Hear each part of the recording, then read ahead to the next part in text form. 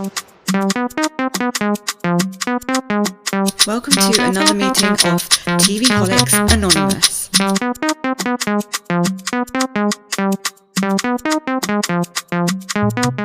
Welcome to another meeting of TV Holics Anonymous. My name is Ruru and I am a TV Holic. Again, I'm recapping this by myself. Mimi's not here. It's just Ruru for you guys. And I'm just going to get on with the episode because this is the penultimate episode of season 2 of Wednesday that I'm recapping. And it's titled Woe Me the Money.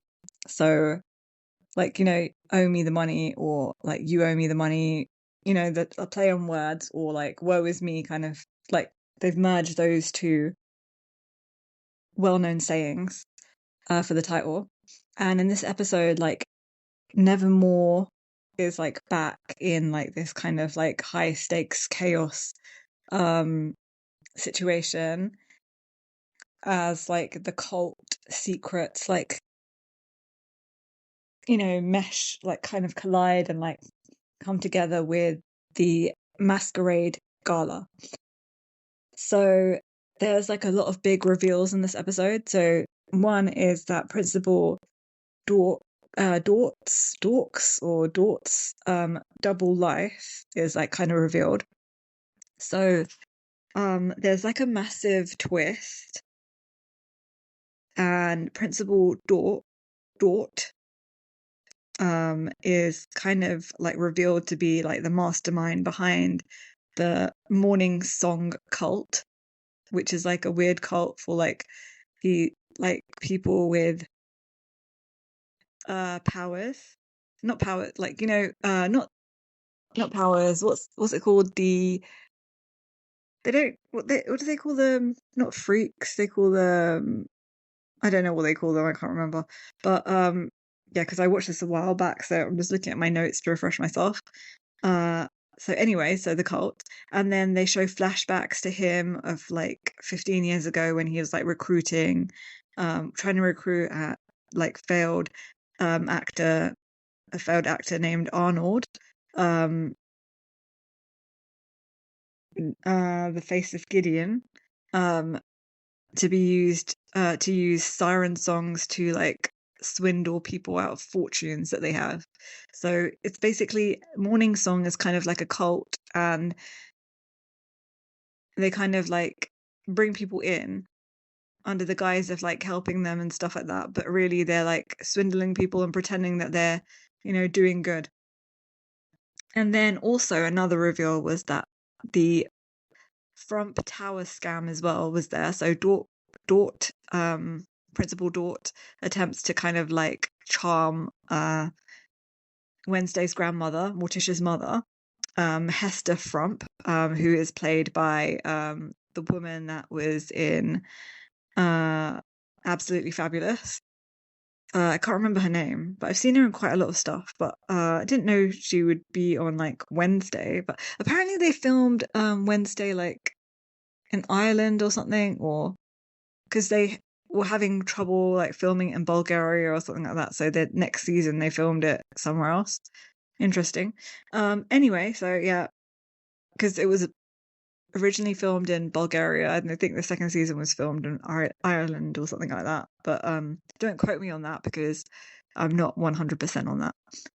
Anyway, so Dort attempts to kind of like charm Grandma Hester Frump, into like donating her entire like estate to Nevermore, to build like the quote unquote like the fake Frump Tower that he's kind of like saying that we're going to name it Frump Tower, and like you're going to get all like this recognition and everything, and then we're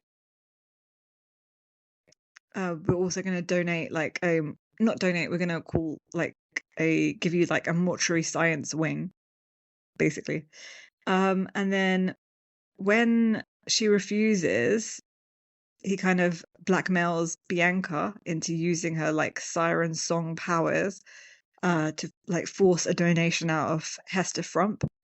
and Bianca didn't want to do it, but she kind of got blackmailed into doing it by him, because he's like evil.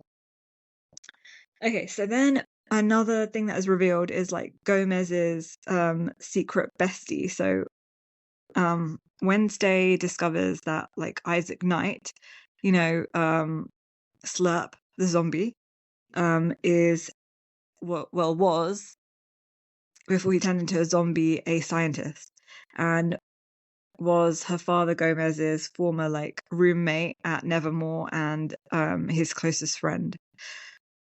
So then I just wanted to touch on some funny and like little details that I noticed. So the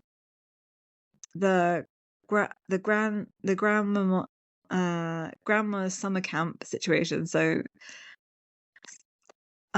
grandma offers to show Wednesday the ropes of the family like business over the summer, and so grandma Frump, Hester Frump, over the summer, and mainly because she lives for like shattering. I don't know. I don't understand my notes. She lives for shattering men's hopes and dreams. So I think, yeah, that's something she said. But like again, I said like, sorry, I'm getting confused with my own notes. But yeah, I think she mentioned that to Wednesday, and then I think she said that because I put that in quotation marks. Lives for shattering a man's hopes and dreams. So that's what Hester's like. Well, that was a bit funny. And then Wednesday had a little incident. In a bid for like approval, the invisible girl Angus kind of like raids like goes through Wednesday's closet and basically appears in like a full Wednesday like cosplay kind of outfit, braids she has like her braided hair and everything, and Wednesday like is like naturally disgusted, and when she sees her and like basically crushes her with her words, like emotionally like destroys her, destroys Agnes. And then Morticia's we find out about Morticia's like side hustle kind of situation. Wednesday basically finds out that her mother is like secretly a romance author, writing under the pen name a passion. I forgot the pen name what it was, but a passion she had basically hidden because of like her mother. What's her name? Hester. Hester Frump. Hester Frump basically disapproved of it. That's why she had to write under a pen name. So yeah. Also, there's like blackmail situation going on. So Wednesday eventually sides with her parents, but blackmails grandma into making a donation in Gomez's name to recompensate for her like petty comment she made about him. I can't remember what that's about, but hopefully you guys know what I'm talking about. Like I said, I made these notes when I watched it, and that was quite a while ago. That was like in 2025 now, and we're in 2026. So yeah, so also I made some notes on like the masquerade gala. I kind of liked how everyone was dressed up and everything for the masquerade gala. It's kind of slowly coming back to me. Okay, so there's like divisions, so like between people. So Enid and Agnes, I keep wanting to call her Angus, um, perform like a really like high energy dance routine to Lady Gaga's The Dead dance, while the crowd is like distracted, and Angus becomes like invisible and pickpockets Dort, and steals his anti-siren amulet, so he can't like stop Bianca from using her powers against him. And then Dort's death, basically, that was quite interesting as well. So once vulnerable, Bianca, once he becomes vulnerable, Dort, Bianca sirens Dort into confessing everything, and he tries to take her hostage with his pyro fingers, because he has like pyro powers. So basically he can like manipulate fire and make fire. But Ajax finally like becomes like useful. Ajax, the guy with he's like the Medusa guy. He always has to wear a hat because he's got those like Medusa snakes on his head that turn people into stone. So he like becomes useful, and removing his like hat, he like turns Dort into stone. And then basically the chandelier falls and smashes into Dort, and he turns into like basically like rubble.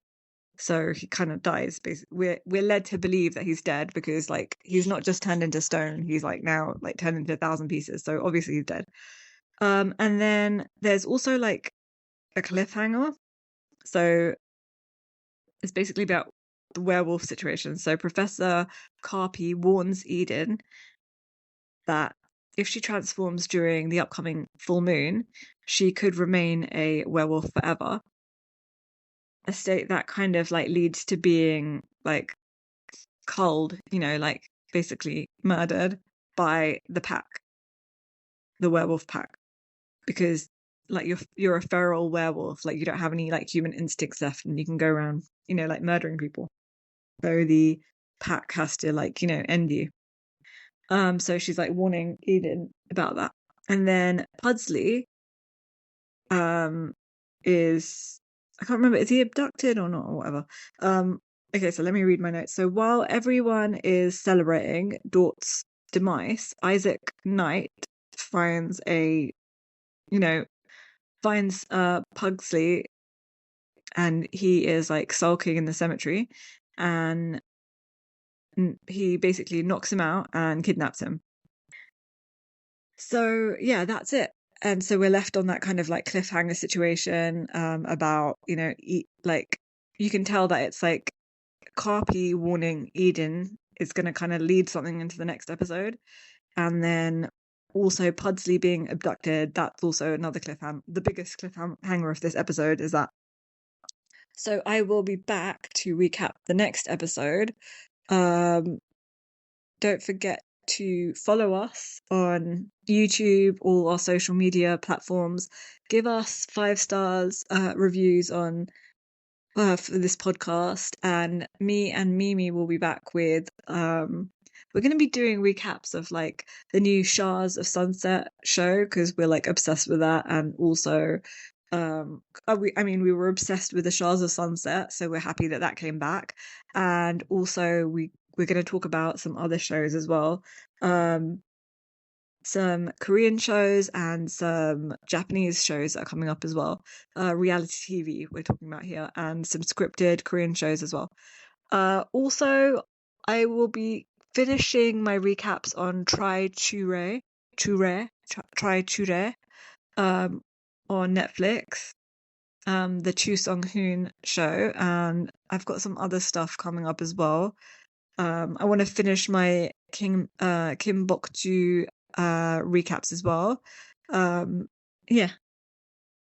So there's lots of stuff to come. So stay tuned, subscribe, and also if you guys could share this podcast episode, or any of like the entire podcast, that would be so helpful, and we would really appreciate it. We're just small creators and we want to continue doing this, and it would be like immensely like helpful and very nice of you guys if you could do that. So thank you so much for listening, and we'll be back soon. I will be finishing off the whole Wednesday situation, so that will be done pretty soon. So I hope you guys stay safe. out on these streets, and we will be back soon. Bye.